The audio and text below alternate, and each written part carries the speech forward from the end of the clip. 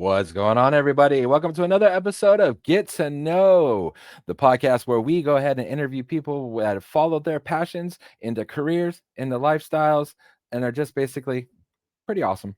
And today is no different. We got somebody that I've looked up to for quite a while from afar, and I've recently been able to get to know, and I found out that they are as awesome in real life as I thought they would be. But they're the definition of maybe overachiever or not just one thing or can't stay in one thing. She's a singer, she's a dancer, she's a director. She is the director of arts and ministries for the Salvation Army Eastern Territory. Let's get to know Kathryn Higgins. We hear you. You're tired. You got too much on your plate. Your young people are hungry for the arts. But you don't know where to start? Evergreen.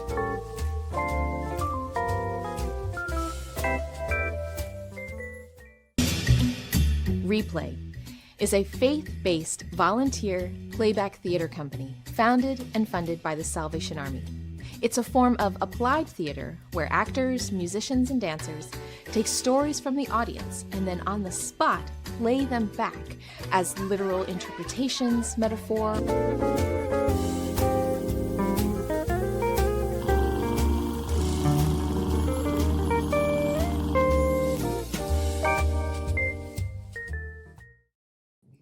All right, let's welcome her in.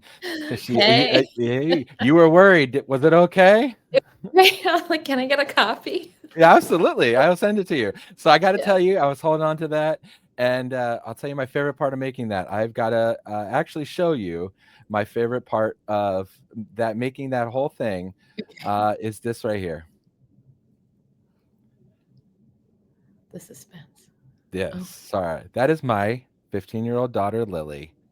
I Oh. walked into my office and she looked at me and she was watching the video and she said, I have some notes.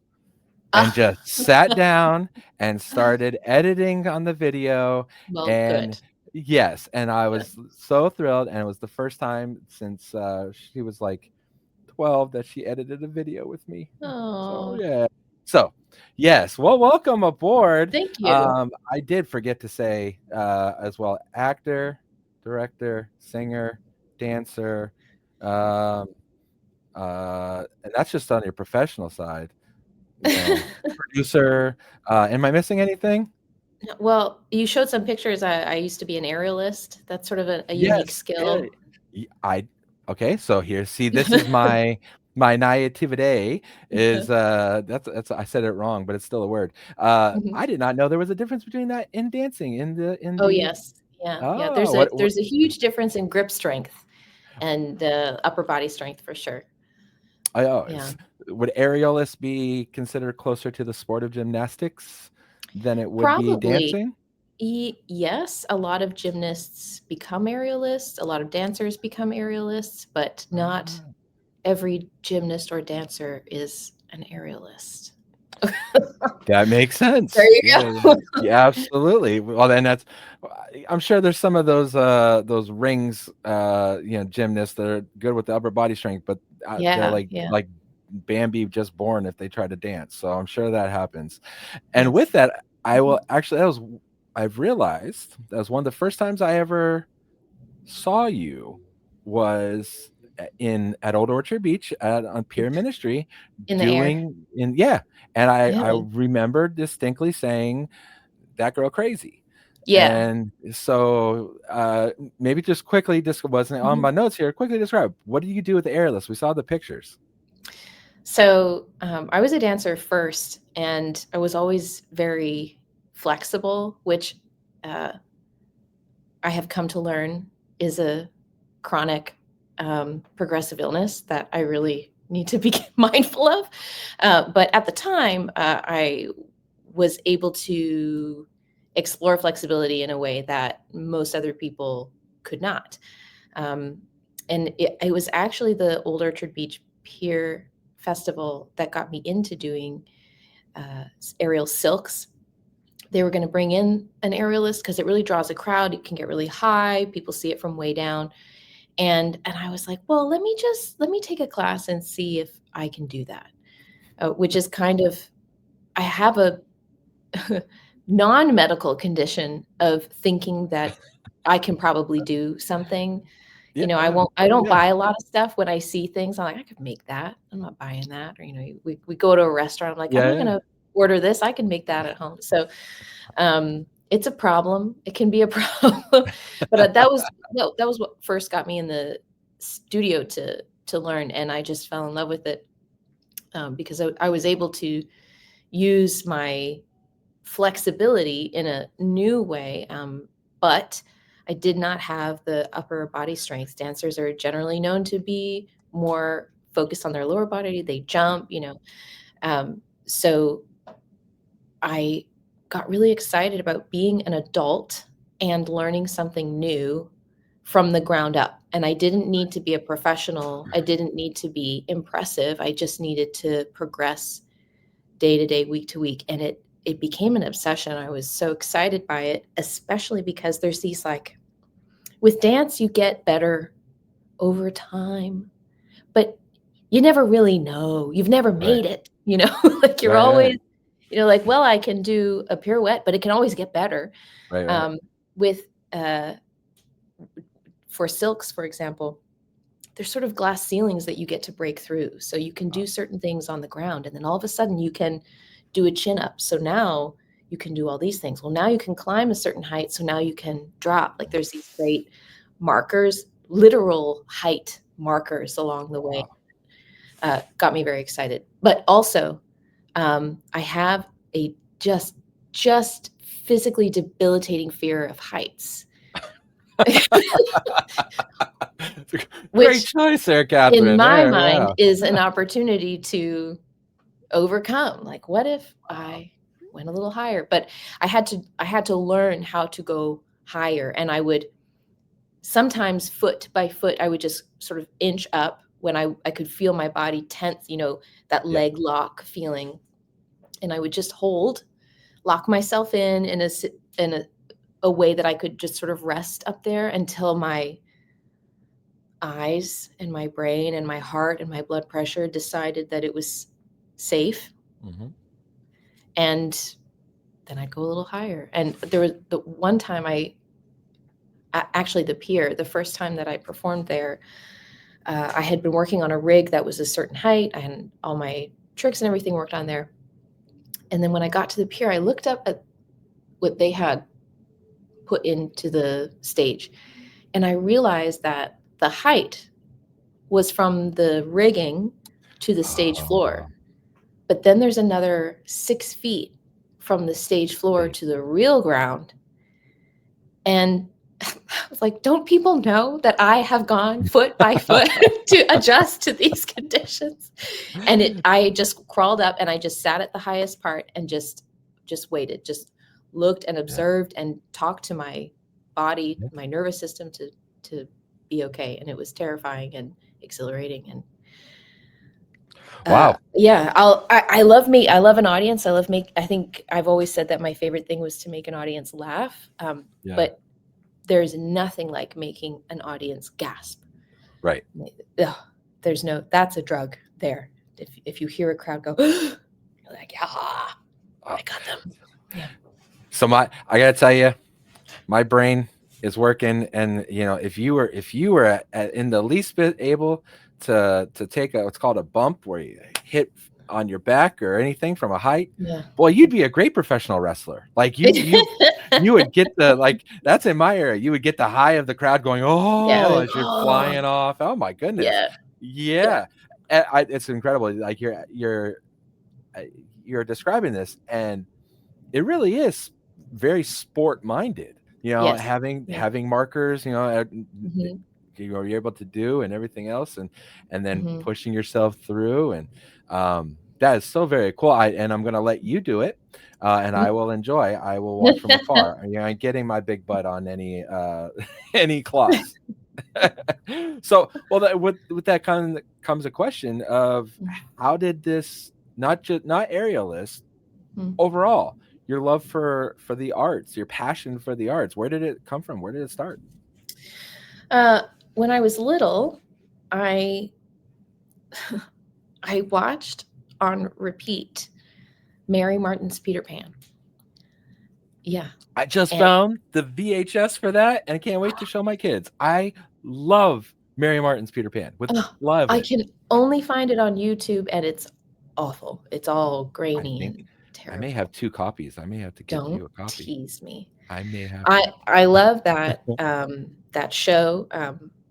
It needs a rewrite, Mhm. Oh, uh, yeah. as a lot It's of some of this older stuff. indicative of the time, Yeah. absolutely. But I was a huge, and still am a huge Peter Pan fan. I love Jam and Barry. But I would watch this on repeat, and I would do the dance, this leaning part Yeah. they would like lean together, Mhm. and I would just do this, and then I was like, "That's what I want to be when I grow up." And I Wow. didn't realize what I was saying, that I wanted to be a performer. Right. I thought I wanted to be one of the characters, Mhm. but young minds. So Yeah. I grew up with an innate desire for being in the theater community. My dad is a composer, and so I was always around music. Mm. He tried to get me to play the piano, and that went poorly. Uh, That's okay, you can sing, so it made up for it. It's all good. yeah, so I ended up finding in other areas of the arts. I went to an arts high school in Toronto that transformed my life. That the everyone has stories of the teachers that changed who they are, and the teachers in that building really um, made me who I am, and helped me to see who I could be, and what my skills were, and where I needed to grow. Yeah, so it's always been there. It's always been a part of who I am. And man, in high school I got into improv. I love improv so much. I love it as an art, as a but also as a social tool. Yeah. Whenever I teach drama, whenever I teach any kind of workshop, I'm using improv. I don't tell people Absolutely. because they get nervous, but Right. I'll work with people who are in recovery, or I'll work with like high-powered lawyers. I'm using improv technique. This is what I'm doing. I just don't Right. tell them because it gets them scared. But Mhm. it's just all of the rules of improv are the rules of life, and that just is such an easy baseline for me to keep coming back to. Like, accept everything, Right. listen, yes, uh, Mhm. and really Right. listening and responding. Yeah, so that's kind of It's where actually what we're doing now at this very it's what moment. we're doing right now is improv. Yeah. No character call outs. We're No. good. Yeah, and I'm glad you said that, because I think, so many people, when they hear improv, my brain, I love improv. I haven't really talked about it on this at all. Like, I love the arts. I'm a drama guy. I used to be a drama Mhm. kid, that I didn't even know. But when people think on improv, they think Michael Scott in The Office, like Of always bringing course. out the bigger Yes. gun and stuff or whatever. Yeah, And and then he dies, and then he and like dies. Everyone, yeah. yeah. And that's just not it. And No. and it all. And yeah, it's everyday life situations. And so Mm. in your journey, then you know you get, let me get you right. You got from theater work and Mhm. dance. How did you end up to where you are now, kind of combining all of those skills and overseeing them in teaching and reaching others? Yeah. Uh, so I went to music theater college, really useful uh, for grown-ups to have their education in musicals.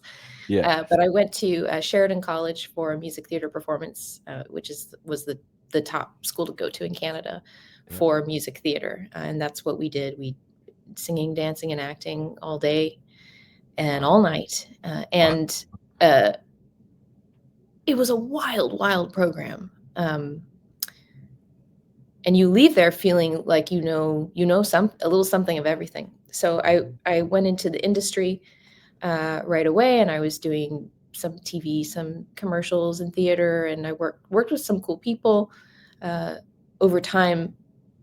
And I was working at Starbucks at 4:30 in the morning. So even as a successful artist, it still wasn't sustainable long term. Even when I had a contract at the Royal Alex Theater, doing a show every night, I didn't know what was going to happen when the contract was done. Yeah. My bank account didn't know, so I was still, making coffee Right. to keep myself afloat. And there was a period of time where I was doing a show at night, and then the next morning I would go to Starbucks at 4:30. I would do a shift, go to the theater, take a nap in the equity bed, and then do the show, and then go. Like, I just did this Yeah. sort of sleep a few hours here, sleep a few hours there, and I thought Put in this is really perspective, your shows, these are not getting out at 9 o'clock and then you're home by 10. no, they're getting No, out at yeah, like 11. Yeah. yeah, Yeah, no, it was exhausting. yeah, And I was like, this is not sustainable. Like, how could right. anyone ever have a family or go on a vacation? Or it's just, you just never knew when your next paycheck was coming, which is, people say that, but when you live it, even with a passion, like a deep passion, I don't want to do anything else, I just want to be in the theater. Even with that, you're still, it's a struggle to Mhm. keep going. So I was open to other opportunities. I was teaching dance at a studio, and I saw a job opportunity in the Salvation Army in New York City. I went and interviewed. I happened to be there. It was one of those, like, what do you mean there's a job opening? I was there Right, for right. something else. And I interviewed the next day, and they said, we love you. We're going to go with someone local, but we're going to give your resume to someone else. And then I ended up working as the dance ministries director for Greater New York, the Salvation Army. And they have just a huge presence, a huge arts presence in New York City and the surrounding area of people who are dedicating their lives to providing low cost or free arts programming for young children, youth and adults. And so I spent a year doing that, and then I moved up to territorial headquarters, and I've moved up since then. So I've been able to, in this really weird niche of the arts in the Salvation Army. It's hard to explain to people Right. who are on the outside. Yeah, I get to spend my days developing arts programs, coming alongside arts programs for the betterment of people's lives, arts for social change, arts experiences for people in recovery.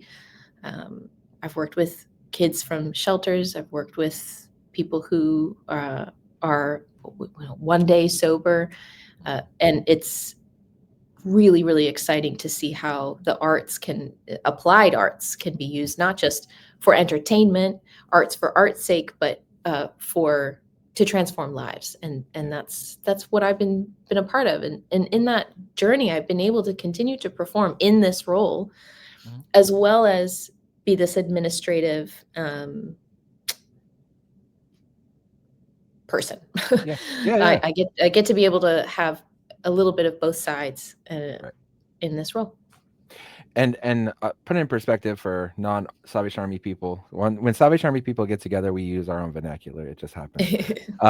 So our territory for territorial headquarters is Maine down to Delaware and then over to northern Kentucky. It's a backwards L. Mhm. So Kathryn is in Oh, charge of trying to reach that many people through arts ministries mhm. programs, and As well as Puerto within that, Rico for some yes, reason.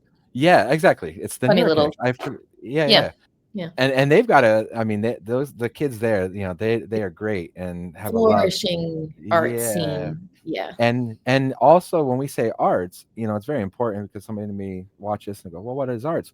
Mm, For the Salvation Army, and this has been having lived it, it's been uh, a growing thing where arts change with the times. So it started off with the drama um, perspective, and then dance, visual arts with painting and digital yeah. renderings, and of course acting, and then I mean, there's so many step. and all of these things that are coming into this. Um, do you feel that, and in my opinion, I believe Kathryn is thriving in her role. She won't say that, but I will from the outside. Uh, do you really feel like, since you kind of dipped your toes in all these waters ahead of time, that God was kind of preparing you for this, because you're not just the drama girl coming in to teach painting. You're the drama girl that sees how that can incorporate with this Mhm. and this and this, because you have been there and lived that. Yeah, I've been on the last 3 or 4 years. I've been on a really, really unique journey with understanding my own skills Mhm. and how they can be used. Um, I yeah, I could you be in my youth, you couldn't stop me from getting into everything that I could to do with the arts. That Right. that I had to be a part of it, and if it was costume design or makeup and hair, I just wanted to be there. I got Right. myself into doing costumes for uh, designing and building costumes for Legally Blonde at the Lower Ossington Theater in Toronto. And Oh, that's I had awesome. never, I had just done stuff in, Yeah. school. So I'll, I had to do it. And then you learn as you go and you learn from the people you're around. So a few years ago, I got this diagnosis that made a lot of the things that I used to do stop. So Right. I can't do aerial arts anymore. I can't Yeah. dance anymore. It all just got like in one meeting, in one doctor's appointment, my whole life flipped. And Right. I had to recalibrate what my understanding was of who I was and what made me special, what was the point of it all. Right. And at, as it happens, um, it's been very freeing to let go of some things that um, I think the word is that comes to mind is impressive. Mhm. The things that made me quite impressive, I think, being an aerialist, that that gasp, letting go of that meant that I could relinquish the the drive, the need to be impressive, Mhm. and I was forced to. Mhm. Um, this is vulnerable. Was forced to, but also it was the one of the most empowering changes I've experienced, because now when I sit back, I'm able to press others forward into the spotlight and give other people opportunities that normally I might have stood in. Mhm. And it it's so much better. It's so much Yeah. better spiritually and interpersonally, Mhm. personally, to be able to hold these experiences that you have in a place in your heart that still makes you you, and then Right. empower other people to be able to have those Mhm. same experiences, or even more Better. beautiful and more Yeah. creative and more unique. Yeah. So yeah, I don't know if that That makes, answers I your mean, question. yeah, because actually that makes a lot of sense that I don't think people think about until in that moment. We in our lives and in our walks.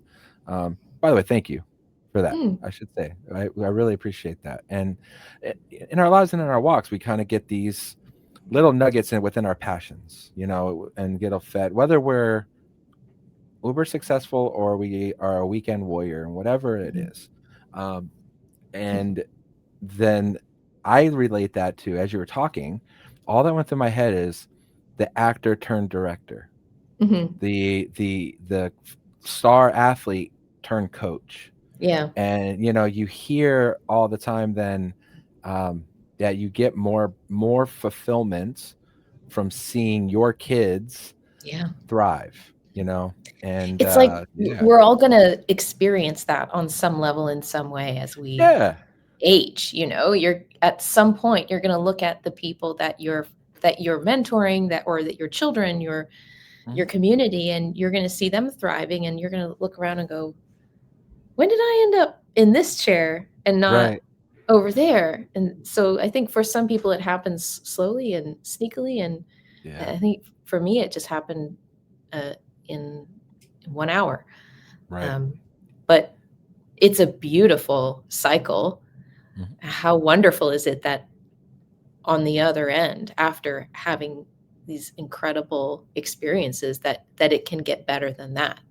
Right. When I say like, oh, you're making an audience gasp is the best thing, and how much more beautiful is it and poetic that watching other people and Mhm. giving them the space to make an audience laugh Mhm. and But hearing knowing that you set the laughter. table. Knowing Yeah, you yeah, set that table for them. Yeah. yeah. But in the setting, it's not like a pride thing. It's like, look at No. them. You're just, Yeah. it's so joyful. Yeah. Yeah, it's It a re special gift. This cycle of um, learning, teaching, fostering Mhm. others, and it just keeps going. And I think that's why the arts in the Salvation Army over the last 25 years has just taken off the way that it has. Yeah. And a lot of people don't know about it because you only associate the Salvation Army with what you're familiar with. If you Right. donate your clothes there, or if you've been in a recovery program, or maybe received help on 9/11 in my area in close to New York. Those are A the big kinds of thing. conversations that Yeah. I have. And yeah, so I lost my train of thought. Oh, yeah. The cycle. Yeah, yeah, yeah. The cycle. So I It's think thriving people in the have Army. Yeah. they've kids have grown up in it now, and they Mhm. are teaching, and the next generation is coming along. So Right. uh, I wasn't the first, and I won't be the last, Right. and it keeps going. Yeah, I mean, speaking only for the Army, and I'd love to say give her credit. In our area, a beautiful woman, Carol Jadis, Broadway actress, stepped away from Broadway to teach, and I was in that age range when she began 25 years ago. I was a teenager, Mm, and seeing the excitement and everything, because it was non-existent. It was a yeah. struggle before, and I had an outlet. Like, I had something I could do, and I was in no way able to. I was in a weird age range where it was Mm, started having real life, but I got to take, like you said, take the things that you learned and mm, apply them to help others. um, it really is beautiful, and Carol has been promoted to glory, as we say in the Army, and mm, is with their Lord. But her legacy, which we celebrated just this past summer, um, is very powerful. mm, So with that, you read my script, my notes. You've already kind of talked about the struggles that you've gone through, mm. the starving artist parts of Yeah, your life there, but yeah.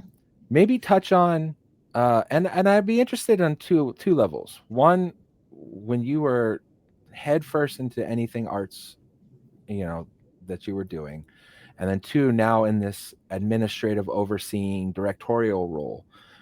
When were moments when you just sat back and went, I get to do this? Mm.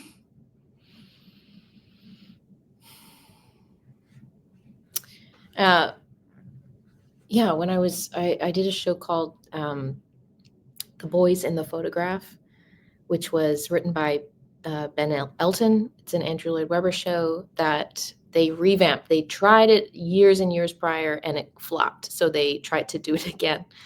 And so we had a run in a couple cities. And what was so cool, this I'll never forget it. Uh, Ben Elton. He's the writer from If People Like British Comedy. He wrote on Blackadder. Like, he works with Rowan Atkinson, and Yeah, just if yeah, he's the first name on all of those yeah. credits. Um, so he revamped the script and directed this new version of the show, and it's set in Ireland uh, during the Troubles there. The Protestants and the Catholics, it was all very contentious, still is. Um, and so the whole cast needed to look Irish, and at the time I had red hair. So when we would go out after the show or go to get coffee, it would just be like this gaggle of we were also hired because we were short to look like teenagers, because they hire adults to play young people Right. All that are the just time. shorter, and then they hire like Yeah. really tall people to play the adults. So Right.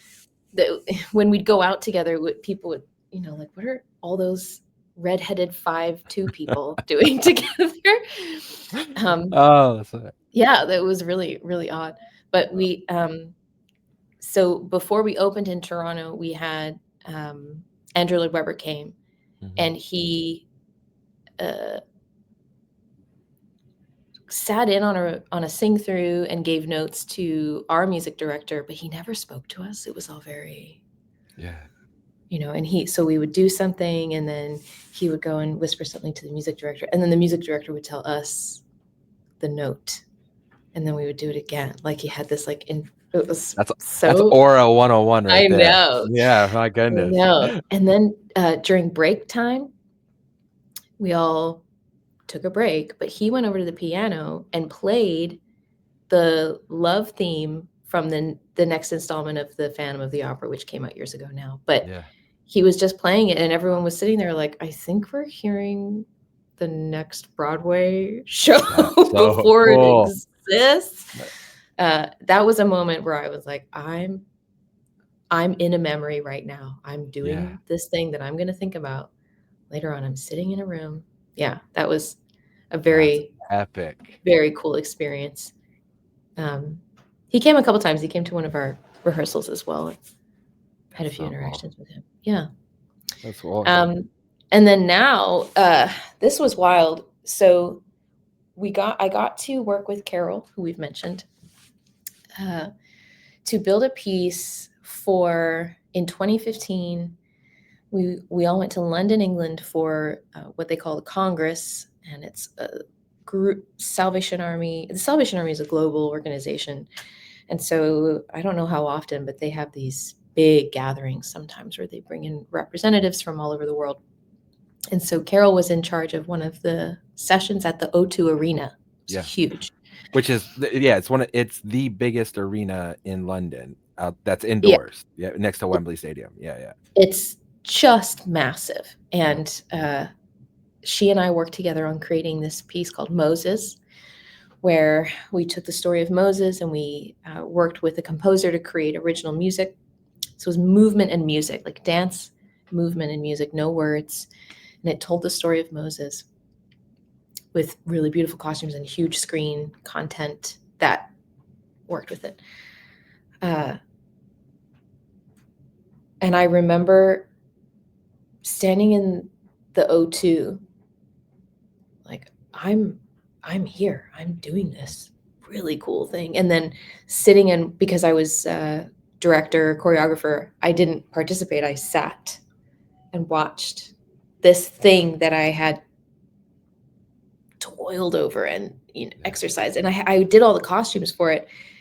So to see it all come to life was like almost out of body, that these ideas that you have and are affirmed by who you're working with, and you see it come to life, and you're like, I think it's going to work. It might work. And then when it does work, it was such an effective piece of storytelling.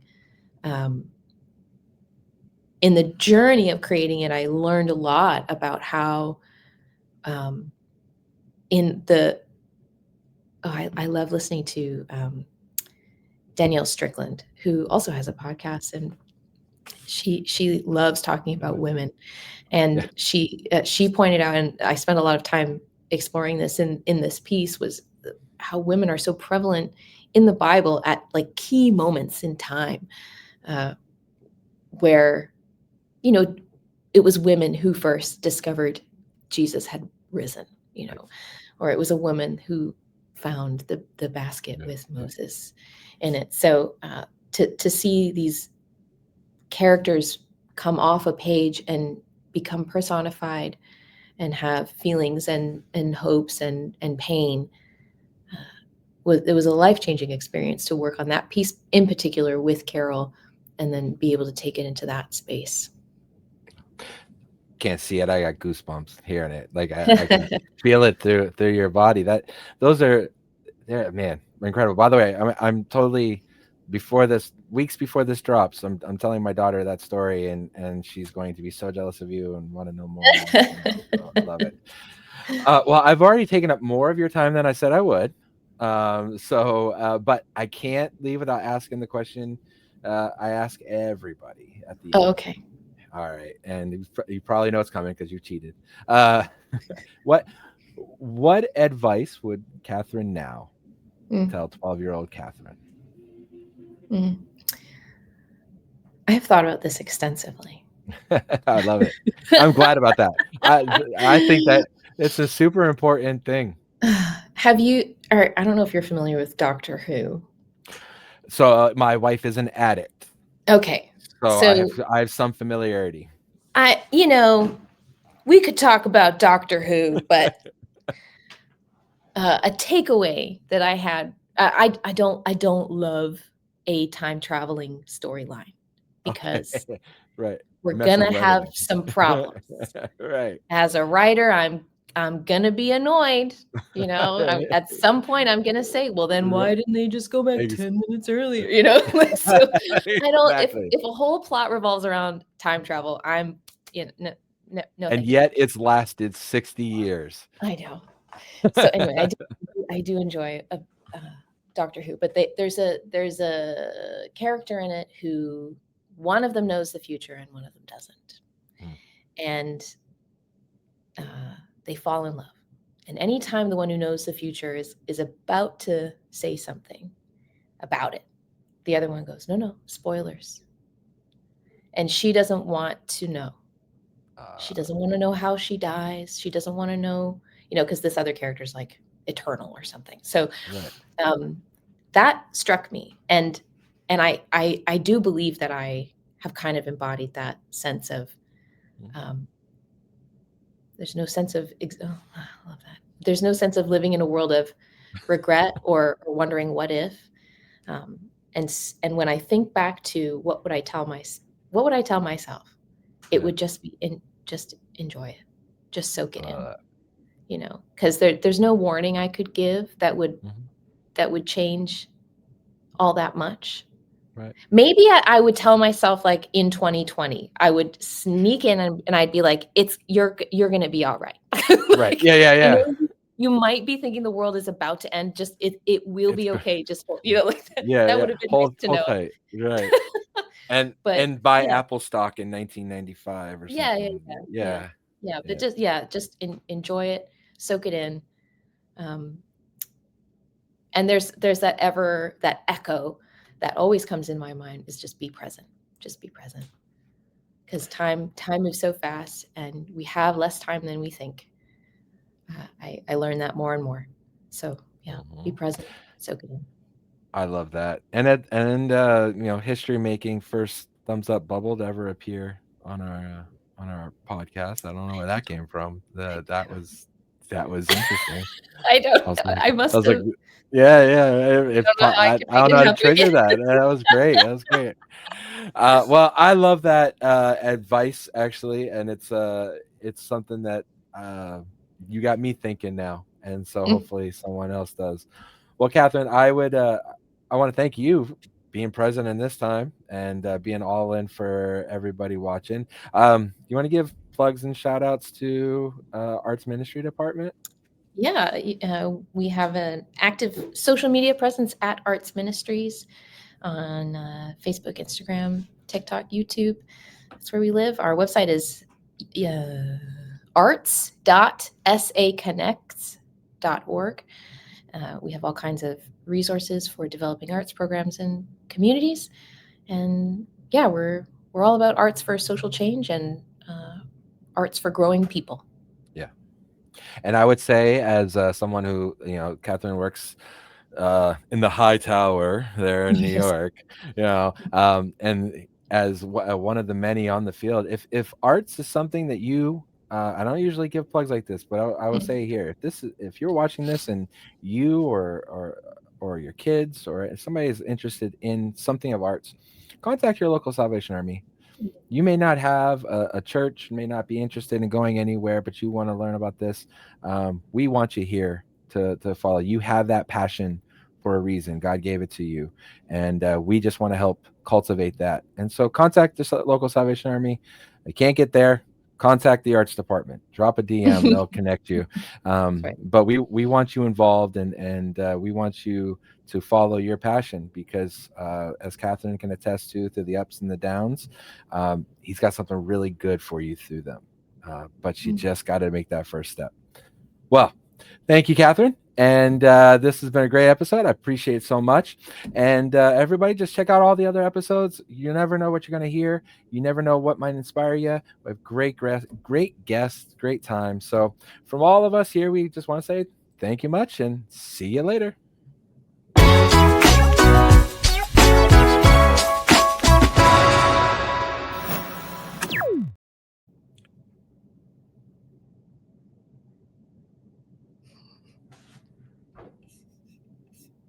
Okay, now I got to edit.